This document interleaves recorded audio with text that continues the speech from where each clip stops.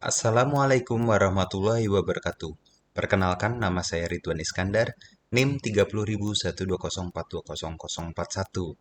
Ya, sebelum kita mulai, ada baiknya juga untuk kawan-kawan untuk subscribe, dan di masa pandemi ini tak lupa juga kita mengingatkan untuk selalu memakai masker, cuci tangan sebelum melakukan aktivitas baik dimanapun Anda berada, dan tak lupa apabila ada personil untuk saling untuk menjaga tetap menjaga jarak dengan kawan-kawannya. Oke, pada hari ini saya akan mencoba membahas mengenai pengelolaan pesisir Pantai Pandawa.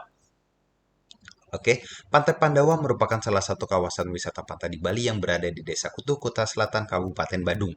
Pantai ini dulunya dikenal dengan nama Pantai Rahasia karena letaknya yang tersembunyi ditutupi oleh tebing.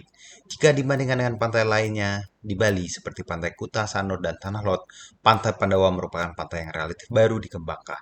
Namun perkembangan Pantai Pandawa dapat dikatakan sangat pesat, terbukti dengan semakin banyaknya kunjungan ke Pantai Pandawa setiap tahunnya. Pengelolaan wilayah pesisir dilaksanakan dengan tujuan untuk meningkatkan kesejahteraan masyarakat dengan cara memperkuat peran serta masyarakat dan lembaga pemerintah untuk meningkatkan nilai sosial ekonomi dan budaya masyarakat, serta mendorong inisiatif masyarakat dalam mengelola sumber daya pesisir agar tercapai keadilan, keseimbangan, dan keberlanjutan. Ya, pengelolaan pesisir dilakukan melalui 4 tahapan, yaitu perencanaan, pemanfaatan, pengawasan, dan juga pengendalian.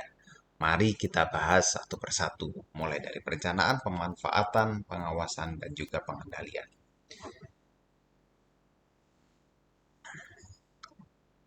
Perencanaan merupakan suatu upaya terprogram dan bertahap untuk memanfaatkan sumber daya pesisir secara optimal sehingga dapat menghasilkan keuntungan ekonomi secara berkelanjutan untuk kemakmuran masyarakat. Ini dibagi menjadi 4. Yang pertama, rencana strategis, yaitu rencana yang memuat arah kebijakan lintas sektor untuk kawasan perencanaan pembangunan. Rencana zonasi, yaitu rencana yang memerlukan arah penggunaan sumber daya. Rencana pengelolaan, yaitu rencana yang memuat susunan kerangka kebijakan, prosedur, dan tanggung jawab. Serta rencana aksi pengelolaan, yaitu tindak lanjut rencana pengelolaan wilayah pesisir yang memuat tujuan, sasaran, anggaran, dan jadwal untuk satu atau beberapa tahun ke depan secara terkoordinasi. Ya, untuk tahapan program ini ada rencana jangka panjang dan jangka pendek, seperti pembuatan lahan area parkir dan pembuatan kantor untuk staf di Pantai Pandawa, serta pengembangan kawasan timur.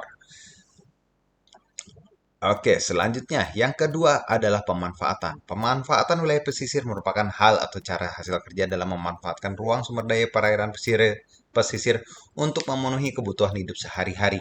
Yang pertama, memiliki manfaat sebagai konservasi terumbu karang dan juga rumput laut. Yang kedua, yaitu pendidikan dan pelatihan kawasan, seperti pelatihan bahasa, penguasaan teknologi informasi berbentuk sistem, edukasi pertanian rumput laut, terumbu karang, pelatihan serta tata usaha untuk pedagang, serta pelatihan keselamatan kerja dan pengamanan pantai untuk setiap pelaut dilakukan juga studi banding. Yang ketiga yaitu pengendalian dan pengembangan di kawasan pesisir yang dilakukan oleh mahasiswa dari beberapa kampus Palakuasa dan juga Dinas Kelautan. Lalu juga ada budidaya laut seperti terumbu karang dan terumbu laut, serta daerah pariwisata Pantai Pandawa sudah dibilang sebagai objek wisata bahari yang kaya dengan keanekaragaman ikan dan juga terumbu karang serta makhluk hidup hewan di laut lainnya. Lalu untuk pengawasan, pengawasan terhadap pelaksanaan pengelolaan wilayah pesisir dilakukan untuk menjamin terselenggaranya pengelolaan wilayah pesisir secara terpadu dan berkelanjutan. Sistem pengawasan yang memberdayakan masyarakat desa Kutu sebagai pengawas dan kelembagaan desa adat sebagai koordinatornya. Yang berikutnya adalah pengendalian. Pemerintah wajib menyelenggarakan akreditasi dan melakukan evaluasi terhadap program wilayah pesisir dan pulau-pulau kecil. Akreditasi ini merupakan prosedur pengakuan suatu kegiatan yang secara konsisten telah memenuhi standar baku sistem pengelolaan wilayah pesisir. Nah, sekarang kita akan masuk mengenai permasalahan yang ada di Pantai Pandawa, yaitu diantaranya adalah kurangnya sumber daya manusia SDM yang memadai sehingga perlu ditingkatkan lagi. Yaitu yang kedua yaitu adanya jaringan seluler yang belum tersedia, di mana kita tahu semakin banyak saat ini wisatawan yang juga datang ke sana dan melakukan aktivitasnya seperti bekerja dan lain-lainnya. Yang ketiga yaitu terbatasnya TPA di mana volume sampah yang terus meningkat, ya, dan yang keempat yaitu Diperlukannya sosialisasi dan evaluasi untuk penataan pedagang karena semakin lama jumlah wisatawan atau turis yang semakin meningkat. Dan yang terakhir adalah pengelolaan dan pemilahan sampah di daerah Pandawa karena ini merupakan hal yang sangat vital di mana kalau misalnya area pantainya bersih tentu ini akan memiliki multiplier effect dan bisa membuat pengelolaan di wilayah pesisir semakin menarik.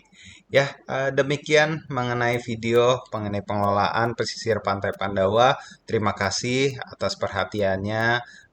Berikut adalah untuk referensi dan semoga video ini bermanfaat bagi kita semua. Terima kasih. Assalamualaikum warahmatullahi wabarakatuh.